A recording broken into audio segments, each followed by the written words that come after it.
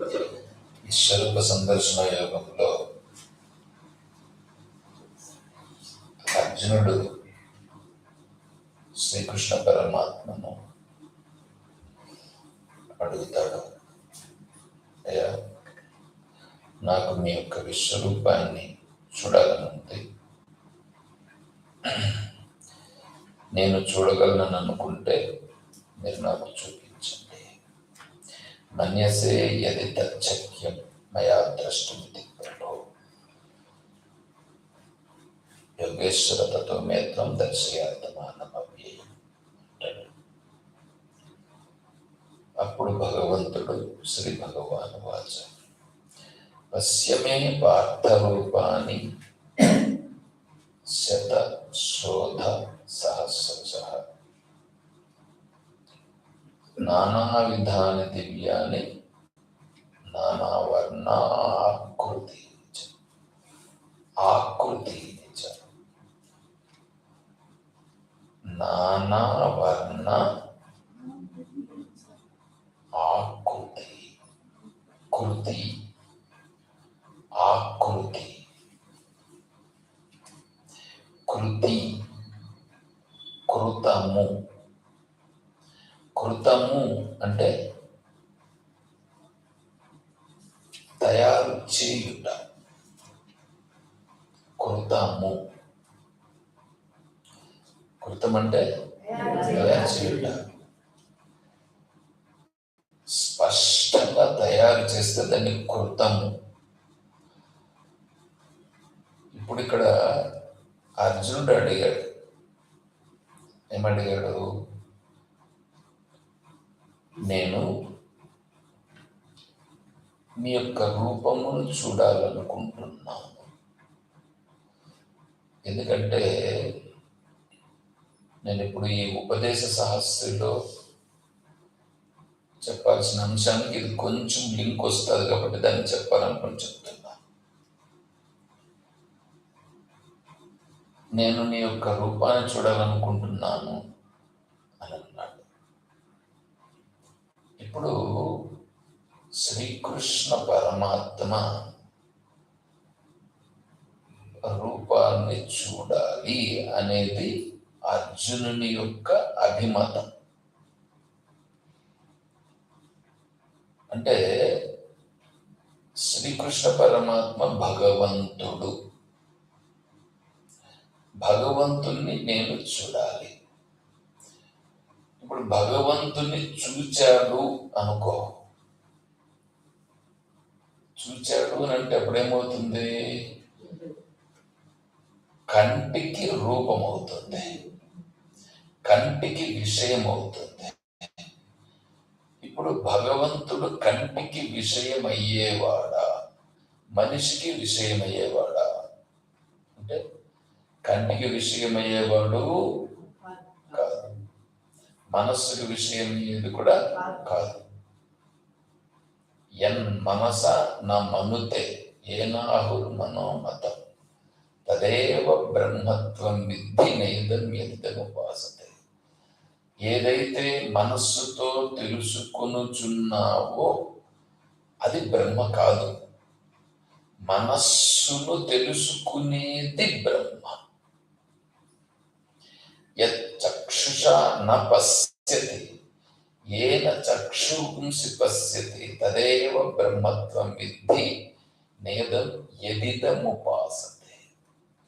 నువ్వు కంటితో ఏదైతే చూస్తున్నావో, నువ్వు ఏదైతే ఉపాసన చేస్తున్నావో,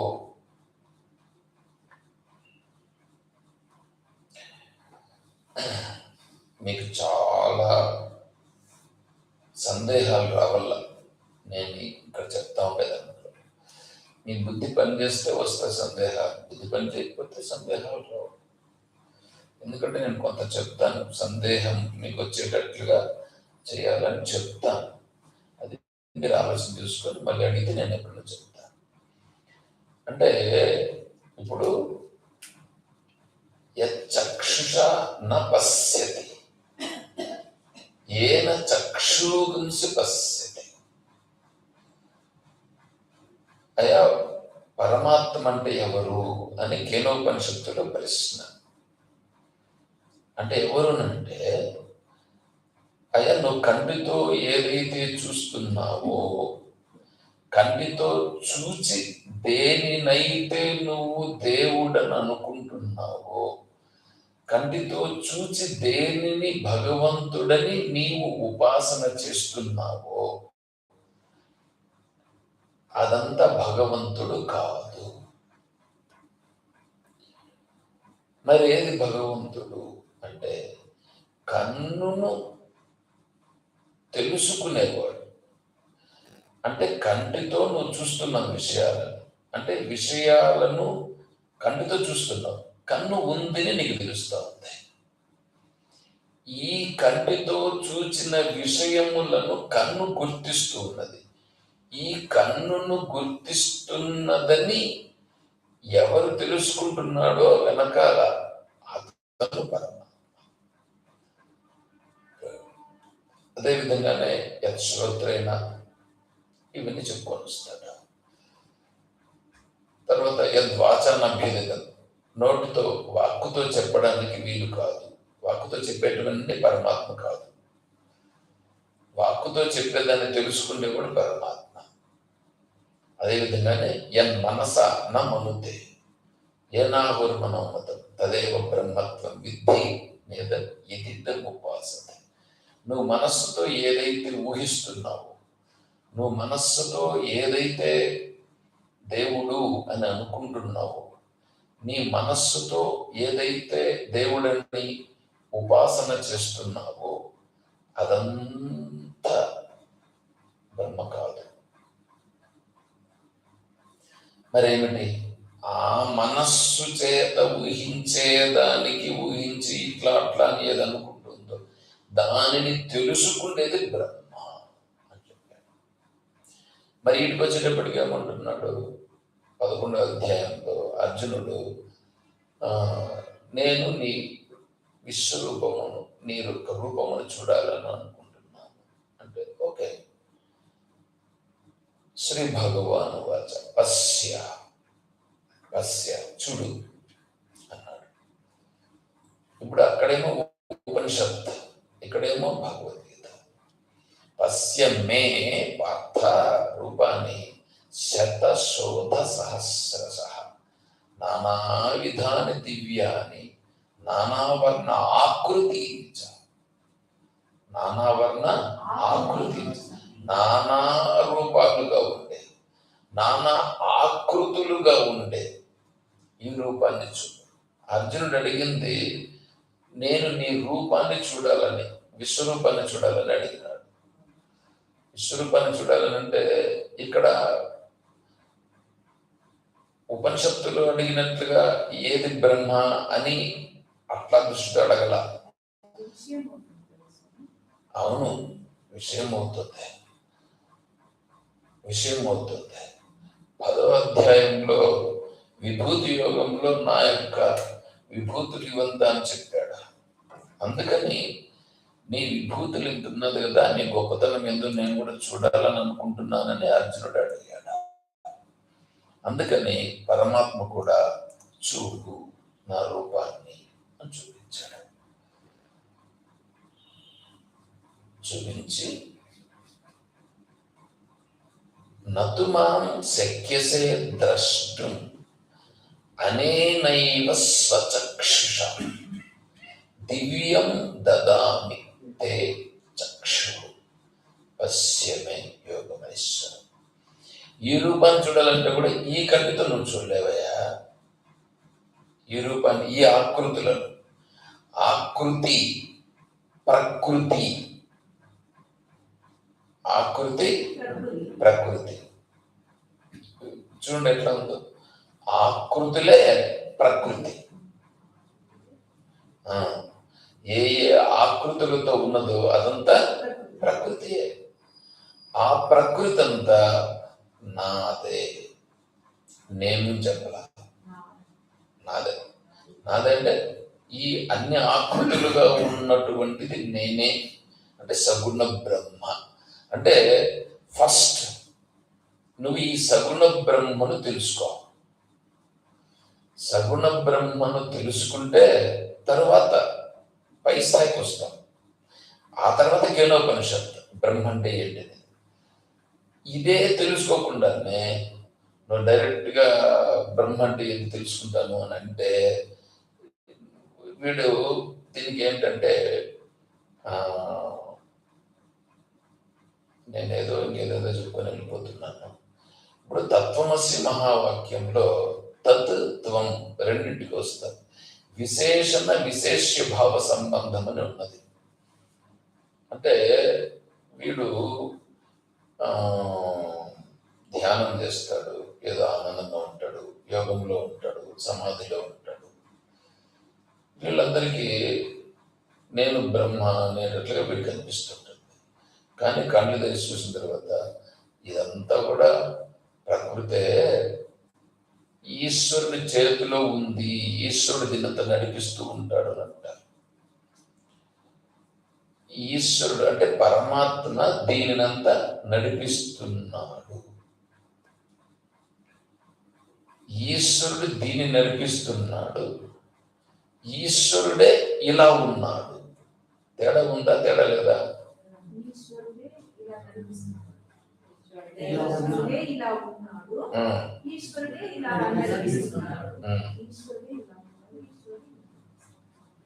అంటే ఒక పెద్ద ప్రాజెక్ట్ ఉందండి, ఒక పెద్ద ఫ్యాక్టరీ ఉందండి. ఈ ఫ్యాక్టరీని ఈ డైరెక్టర్ నడిపిస్తున్నాడు. అంటే ఈ డైరెక్టర్ లేకపోతే దానికి ఎవరో ఉంటారు కదా, మేనేజర్ కాదు, మేనేజర్ కూడా చిన్న ఉద్యోగస్తుడు. దానికి సంబంధించి అంత కంట్రోల్ తన సుప్రీం ఉంటాడు. ఈయన దానికి చీఫ్, అంటే ఆయన ఈ కంపెనీని అంతా నడిపిస్తున్నాడు, హెడ్. చూసారా? అప్పుడు ఈ కంపెనీ ఆయన అవుతాడా? ఈ కంపెనీ ఆయనది అవుతుంది, ఆయనది అవుతుంది. కానీ ఈ కంపెనీ అంతా ఈయన కాదు. అట్లాగే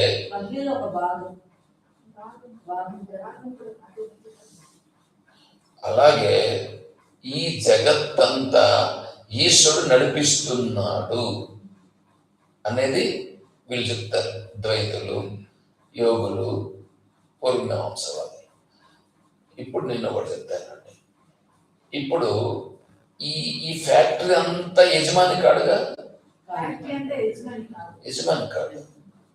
ఇప్పుడు మీరు చెప్పండి, మీ శరీరం అంతా మీరు అవుతారా కాదా? మీ శరీరం అంతా ఉందిగా, మీ శరీరం అంతా మీరే కాదా? మీ శరీరం అంతా మీరే, ఈ శరీరం అంతా మీరే. ఇది ఎవరిదన్నా? ఈ చేతిలో ఒకరిది, ఈ కారులో ఒకరిది. మళ్ళీ తీసుకొని వచ్చి మీరు ఆత్మయజ్ఞంలో ఈ చేతుల వాళ్ళు, ఈ చేతుల వాళ్ళు అవి అంటున్నారంటే అది మళ్ళీ చెప్తా. ఫస్ట్ నువ్వు చెప్పు, ఈ శరీరము నీదే, ఈ శరీరం మొత్తం నీదా నువ్వా? అంటే నువ్వు వేదాంతంలోకి వెళ్ళద్దు, మళ్ళా ఇక్కడ అర్థం చేసుకో. నాది అని అంటే అది తర్వాత ప్రశ్న వస్తుంది. ఇప్పుడు నువ్వేమనుకుంటున్నావు? శరీరం అంతా నువ్వే, శరీరం అంతా నువ్వే, శరీరం అంతా నువ్వే. ఫస్ట్ ముందు ఇది నువ్వని ఉండవా, లేకపోతే ఆత్మే నేను ఉందా నీకు మొదట్లోనే? మొదట్లో ఇదే నేను కదా అనుకొని ఉంటావు నువ్వు. తర్వాత కదా ఏదో ఆత్మ ఒకటి ఉంది, ఆత్మ ఈ శరీరంలో ఉన్నింది నువ్వు అనుకొని నింటావు. మళ్ళా ఎందుకు వేదాంతం వింటూ ఉంటే ఓహో ఇది వేరే అని నీకు తెలుస్తూ ఉంటుంది. అట్లాగే ఇక్కడ కూడా అయ్యా అట్లా కాదు. ఈశ్వరుడు అంటే వీళ్ళ దృష్టిలో అంతా ఏంటంటే ఈశ్వరుడు ఒక జగలో ఉంటాడు, ఆయన దీన్నంతా కమాండ్ చేస్తూ ఉంటాడు. ఎవరి దృష్టిలో? ఈ ద్వైతులు,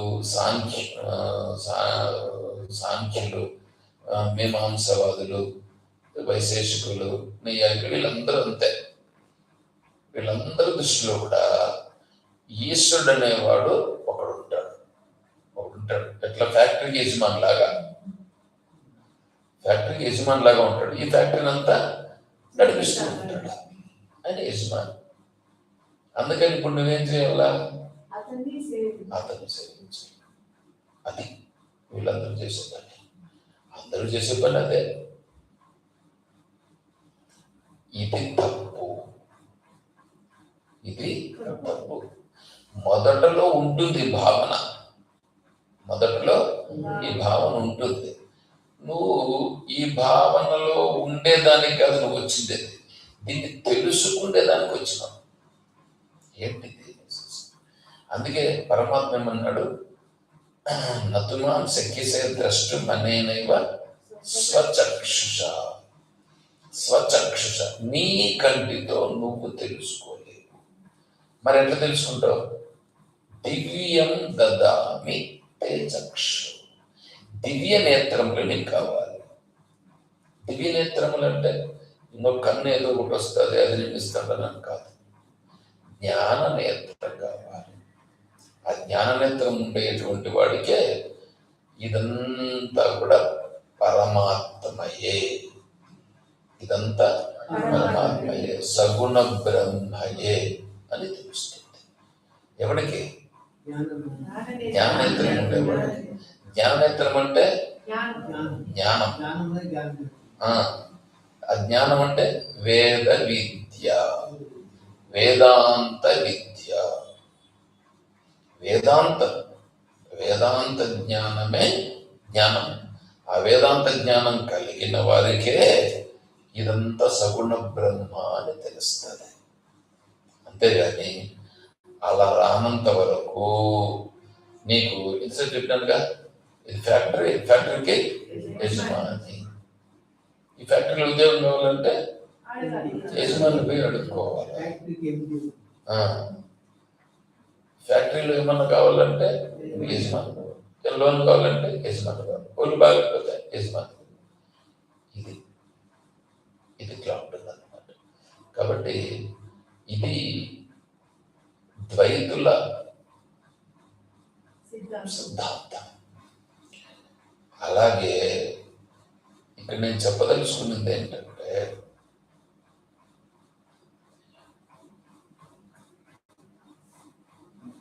అయ్యా నీ శరీరమే నువ్వు అని ఉంటావు. శరీరం నేను కాదయ్యా, ఆత్మస్వరూపం అనేదాన్ని తెలుసుకోవాలంటే వేదాంత జ్ఞానం చేత మాత్రమే తెలియబడుతుంది. దానికి జ్ఞాన నేత్రం కావాల్సి ఉంటుంది అని పరమాత్మే 11వ అధ్యాయంలో కూడా చెప్పాడు. దాన్ని ఇప్పుడు మనం ఉపదేశాస్త్రంలో కొద్దిగా చెప్పుకుంటే ప్రయత్నం చేద్దాం. సరే, ఓం తత్సత్. ఓం ఉపదేశాస్త్రం నెక్స్ట్ క్లాస్లో దీన్ని కంటిన్యూ చేస్తాం.